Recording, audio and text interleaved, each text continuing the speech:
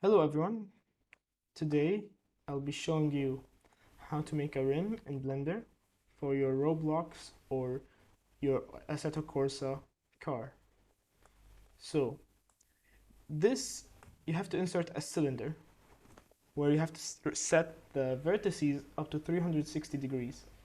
This may be a high value, however it's very worth it, knowing that in a circle there's 360 degrees and you can be able to decide on a better way where every spoke should go.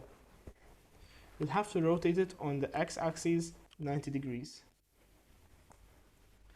After you have rotated it, you should go into edit mode. Then you'll have to delete both the faces by selecting all the vertices in wireframe, then going to delete, then faces.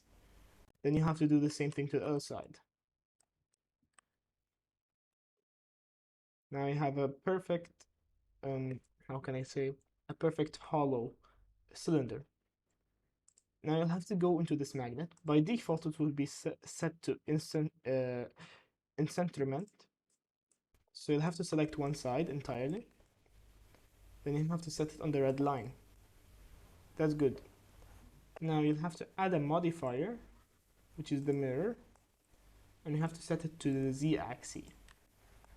You see?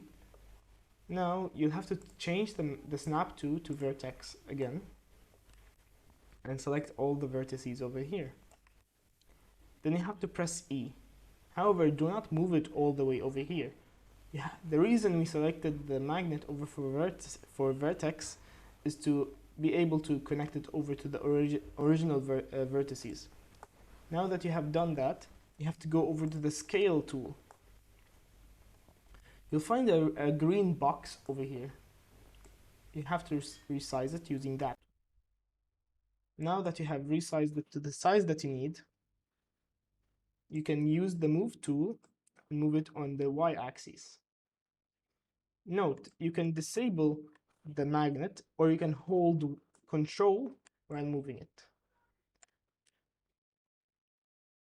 If it looks too big for your liking, you can also reduce the size. Something like this should be decent. But if the wheel is too wide for you, you can also change that by selecting all the vertices and shrinking it down. Okay, now you go back to object mode. You see that you have the dish now. You have to disable the mirror temporarily. After you have done that, you have to insert a plane. Now that you inserted the plane, you have to go back to edit mode and deselect all the three vertices and keep one. Now, this will have to be, you'll have to work on wireframe from now on. Since you're working with the vertices, you'll have to connect, or how can I say, set the vertices that you inserted with the plane over the center of the dish on top. From here, you have to press E to extrude a vertice, and you have to create your base for your spoke. This might take some time, but it must be very, very accurate. So you must have the exact amount of vertices on each side. For example, over here, I've created around 9 vertices, excluding the middle. You'll have to make 9 vertices on the other side, which also account for it being the same.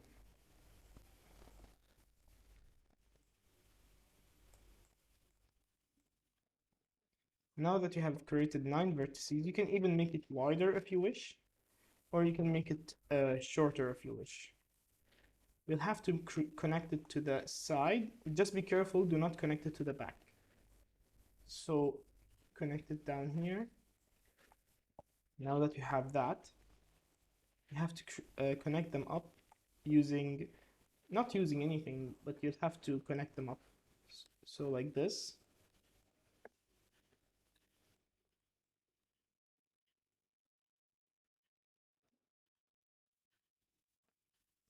I'm no professional by any means. This is just a fun way to create a rim on Blender to call it your own. So you'll have to select all the vertices and you have to create a face. Don't worry about this glitch over here, it's okay. It's only because of how close it is to the cylinder itself.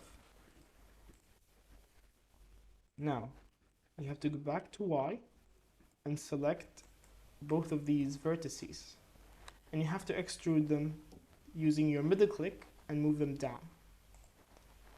Now, to change the size or the dimensions of the vertices, you'll have to use the scale tool. You have to move them into a place that you like and suits your design. So let's say around, note, the center, you'll have to have all, like, you'll have to know that there's a centerpiece that you have, which is the hub. So you'll have to have some space left to it. You cannot just go like this and call it a day because it will not look it wouldn't look very logical unless you're gonna put the holes for the hub on the spokes themselves.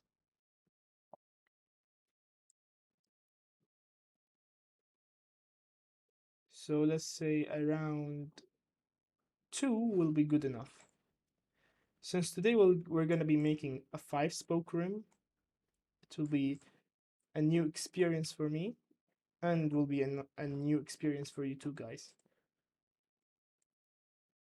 So you'll have to close it off by selecting both of the vertices and pressing F. Now that you have created this, you see that it's very flat and you want something which has a bit of depth to it. You'll have to select all the 3 vertices and you'll have to rotate them.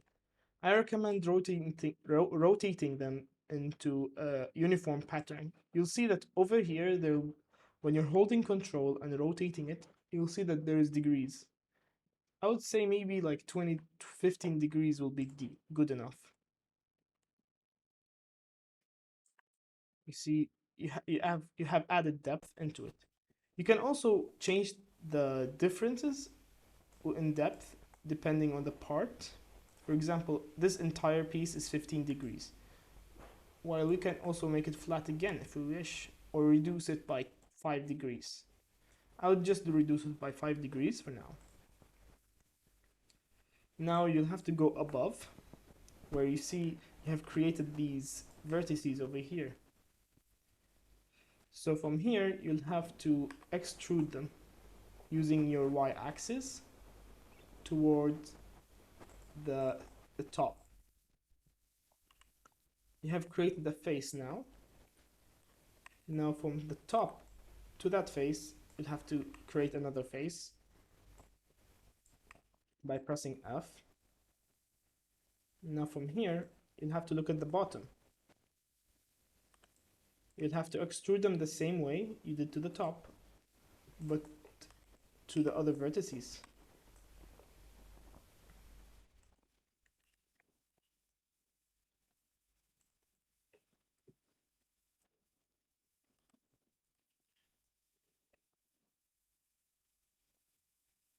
Make sure you also align it to the center. So from here, you can select the outside. Do not select the inside, just the outside, and press F. Continue to press F while you're holding the outside.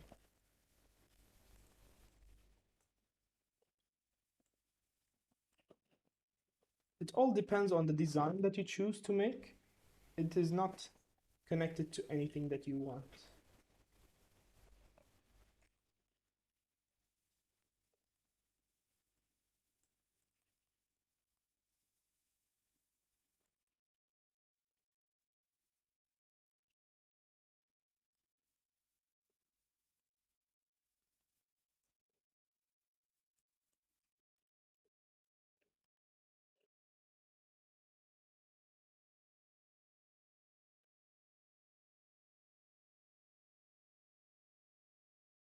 You can add designs if you wish. You can do whatever you wish.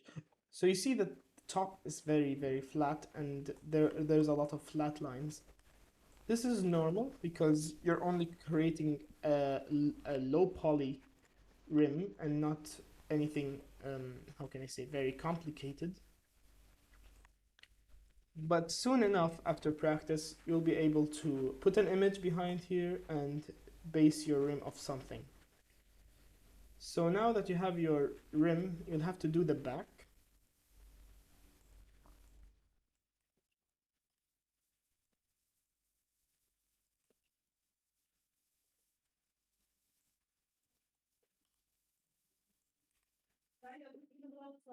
So after you have done this, so now you have your first spoke. Now you go back to object mode and you'll have to duplicate it using Control C and Control V again. Now that you have duplicated it, you'll have to select certain degrees. Let me explain how you can find out the degrees on each spoke depending on how much spokes you have. We have 360 degrees, and let's say right now I have 5 spokes. I'm planning on 5 spokes. I'll have to divide this by 5. I get 72 degrees. Since I have duplicated this, I'll have to use the rotation of X to set it to 72 degrees. If I'm not wrong, no. You see, it depends if you're running on the Z-axis or the Y-axis. As we see here, we're working on the Y-axis. We'll do this and continue to do it on all planes. You'll have to do it to all of the spokes. For example, since this is 72, you'll have to make it 144. Then you go back to the original plane, copy and paste. Then you have to go back to the Y-axis and set it to minus 72. Then you go over here, copy and paste, minus 144. Now, this is an important part. You have to select them all, then you have to select the original one, then Control J. Now you have them all in one plane. Now, this is gonna be more of a dedication part. You can make it in any way you wish, either it's extruded or intruded inside, but I prefer it's intruded. You'll have to create a mesh, and not a mesh, create another plane, and do the same thing where you delete all the vertices again, and go back into wireframe mode. You'll have to go over to the spokes and connect the outside together.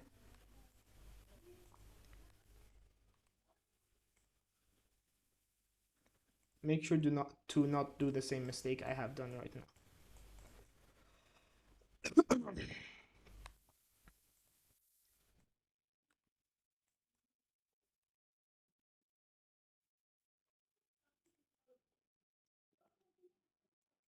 So now that you have connected the outsides together, you'll have to do the inside as well,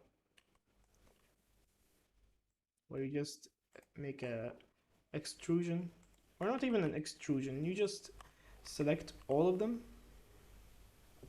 Oops. Just select all of them and then press E. All right. Now that you have done that, you can select the inside vertices. You can also disable the cylinder while you're working on this. So now you have to extrude it again on the Y-axis.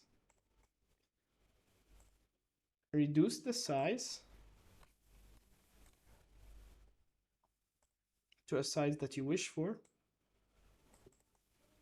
Then you'll have to also select the new vertices that you have selected and press F to create a face.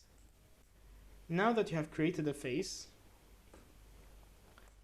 you go over to object mode again.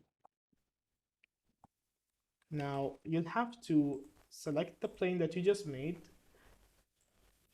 and you also have to insert another one another cylinder. However, this will not add to the try count of the of the main rim. So you have rotated 90 degrees, and you have to change the size to the size of your lug nuts.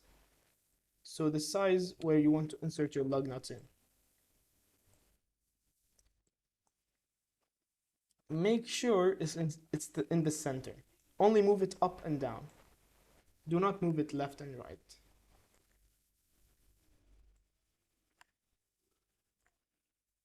You can scale it down if you wish.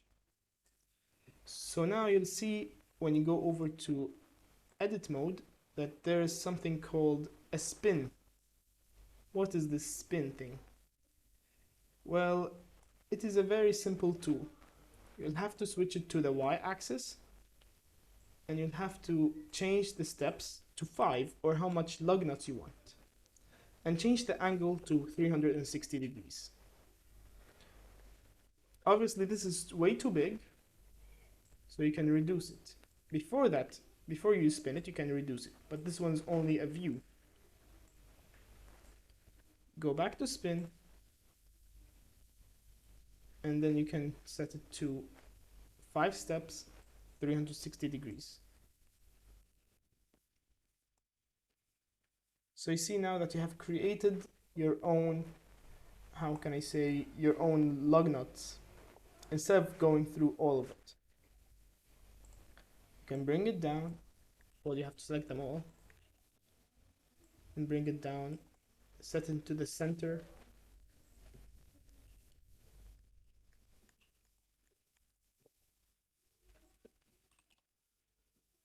and bring it front. After you're happy with it, you have to go back to the plane. Then you have to go to modifiers. From here, you'll have to add a modifier called boolean. What do you do with boolean?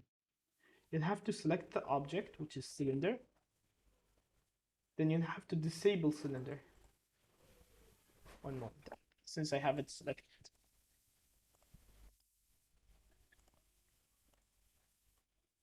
You have cylinder 1. You should see it over here, if I'm not wrong.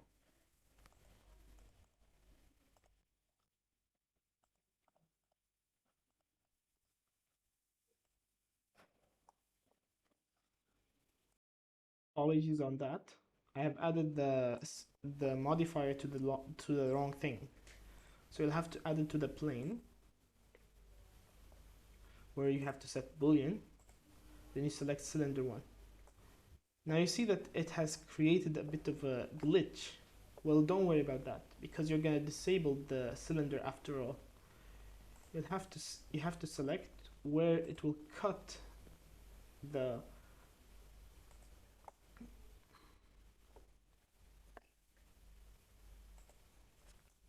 as you see now, you have your lug nuts bolts, your lug bolts, or lug holes I should say, I'm not sure. So now you're done with your rim. You go back to your cylinder, and here you go. Now you can select it all and then select auto shade smooth. Note for the glitches over here, you'll have to fix them by deleting the face. Not the face, yes, the face.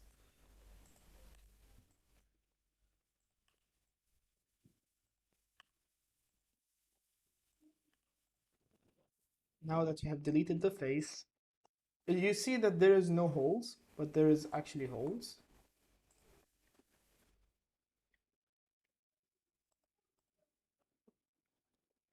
Now your rim is done. You can disable the cylinder 1, and here you go. Now you can combine it all together by selecting cylinder and the spokes. Control J. Oh yeah, you cannot just warning, you cannot add the cylinder, but this way you can combine them and then export them all at once, where you can export them as obj. You can export them wherever you wish. We'll just call this Roblox rim. We'll call it rim1 export. Then we'll go over back to Roblox. Now in Roblox, in the studio place, I'll have a link for these tires down in the description. You'll have to go to the workspace and add a mesh part. It has to be a mesh part. You go to mesh ID, then you have to go to the place where you saved your rim. You can give it yes or no, it depends on what you wish.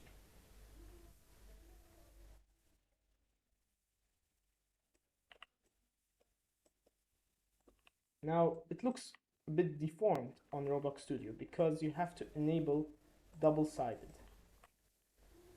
Now you have inserted a wheel, your own wheel, into Roblox Studio. You can set it to smooth plastic, change the color, or even add a PBR texture if you want. So now that you have a wheel, you can go over to one of the tires, whichever tire you wish. Let's say we're gonna use this one over here. Alright, after you have gotten your tire, just note that you'll have to have it at the same size on the height and the width. So you go over to your rim, take the position, note, enable double-sided. Place the position, then you go over to the size of the rim. After you have taken the size of the rim, you'll have to insert it into the tire. Now you'll have to resize it accordingly. Do not resize it like this or like this. This is not free size. You should resize it using shift. So since you have resized it, you can go back to the rim, take the position, or you can do vice versa, where you take the position of the tire and put it on. So you see that it's a bit wider than you want. Depth does not matter. So you can reduce depth. Now that you see that it's a bit too much, you can increase it a little bit. And there you go. You have a perfect trim. Just play with the depth settings, or you can play with the resizing and make it into the size that you wish it to be, either if you want the size to show up more or less. This is how I like my ring. I hope you liked the video. Please comment on what you want me to do next, and see you next time. Please subscribe and like the video. Goodbye.